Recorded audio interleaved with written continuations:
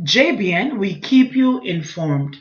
Coming up in the news today, two pedestrians mowed down on main road in St. James. Man, woman held in relation to gun find in Hanover. Westmoreland biker dies in single vehicle collision. Supreme Court date set for Mavada's son on murder-related charges. Councillor JP owes $1.15 million in rent. Suspended teachers suffering while awaiting disciplinary hearings. Please remember to like, subscribe, share, leave us a comment and click the notification bell to receive our daily news items. Two pedestrians mowed down on main road in St. James. Two pedestrians died as a result of injuries they sustained when they were mowed down by a motor car along a main road in St. James on Saturday night. The deceased have been identified as Rosemary Daly, otherwise called Miss Pepsi, and Gladstone Brown, otherwise called Mr. Django. Reports are that about 8:14 p.m., a 54-year-old painter of a Bermuda dress was traveling from the direction of Falmouth towards Montego Bay. When on reaching the Lilliput Main Road, he reportedly lost control of the motor car he was driving, which drifted onto the soft shoulder where Daly and Brown were standing, hitting them in the process. The police were called, and on their arrival, Daly and Brown were seen lying along the side of the road, both suffering from multiple injuries. They were taken to the Cornwall Regional Hospital where they were pronounced dead on arrival. The Bermudan national was assisted to the Falmouth Hospital where he was treated. The police are investigating the incident. Man, woman held in relation to gun find in Hanover. A team of officers assigned to the Hanover Police Division seized a firearm and 15 rounds of ammunition during an operation in Macquarie District, Sandy Bay, in the parish on Sunday, February 3. Two persons were taken into custody in relation to the seizure. Reports from the Sandy Bay Police are that about 5 a.m., lawmen were in the area when a premises allegedly occupied by a male and a female was searched, and a Smith & Wesson 9mm pistol with a magazine containing 15 9mm rounds of ammunition was found inside the house. Both persons were taken into custody. However, their identities are being withheld pending further investigations. Westmoreland biker dies in single vehicle collision.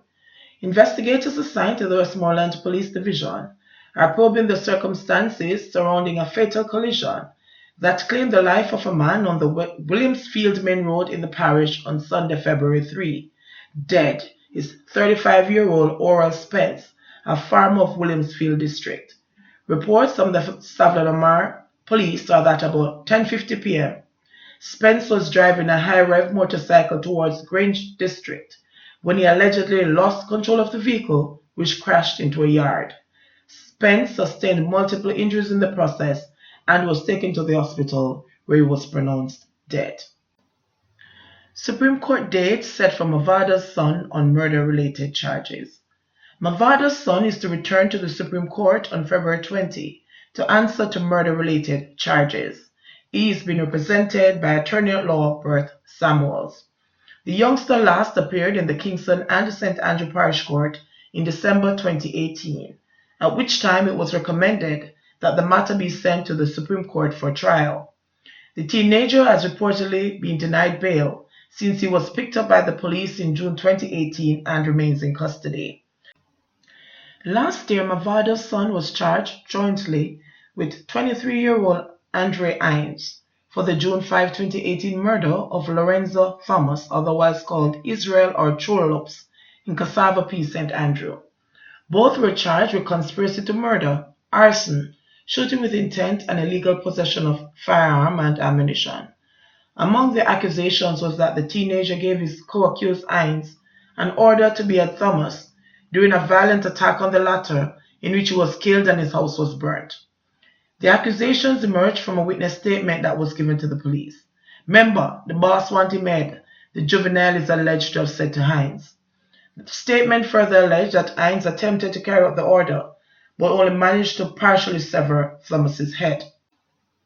Last June, police investigators asked Mavada to turn himself into the authorities for questioning in relation to a flare-up of deadly violence in and around the Entertainers Cassava Peace St. Andrew community following a shooting incident in which the artist was directly attacked and his car was shot up by an armed man. Instead of going into the police, Mavada left the island, and several months later he is reportedly still living overseas as he has United States residency status. Councillor JP owes $1.15 million in rent. A veteran council of the Kingston and St. Andrew Municipal Corporation is facing the potential embarrassment of bringing the corporation as well as the Office of Justices of the Peace into disrepute because he owes his landlord $1.15 million in rent. The rental amount is $50,000 per month. Counsel for the Greenwich Town Division in the KSAMC, Carl Blake, owes rent for a property on which he lives. The matter seems headed for court as the aggrieved party seems to recover the funds. Custos of Kingston, Stedman Fuller, when contacted, said that Blake was still operating in his capacity as a Justice of the Peace and he intended to speak with him on the matter. I got a letter from an attorney regarding the matter. I think it came in over the Christmas period.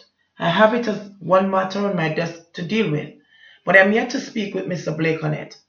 I think it's a civil matter between two people in contract, and I don't know the circumstances why Mr. Blake has not paid his rent, but I really need to speak with him, Fuller said. Fuller said that to his knowledge, Blake had not submitted a letter of resignation as a JP. Not that I know of, and that would have come to me, and I have not received one, Fuller responded.